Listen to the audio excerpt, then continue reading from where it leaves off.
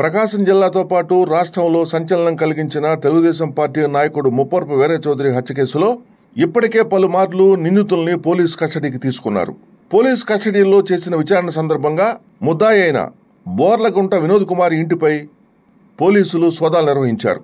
ఒంగోలు తాలూకా police station పరిధిలో చోటు చేసుకున్న ఈ హత్య కేసుకు సంబంధించి విచారణ అధికారి ఒంగోలు డీఎస్పీ రాయపాటి శ్రీనివాసరావు, ఒంగోలు తాలూకా సీఐ విజయకృష్ణ మరియు వారి సిబ్బంది కలిసి ఈ తనిఖీలు నిర్వహించారు. ఒంగోలు కొప్పోలు రోడ్డులోని డ్రీమ్ స్కూల్ దగ్గరలో ఉన్న బోర్లగొండ వినోద్ కుమార్ ఇంటిలో అత్యంత పకడ్బందీ బందోబస్తు నడుమ సోదాలు నిర్వహించారు.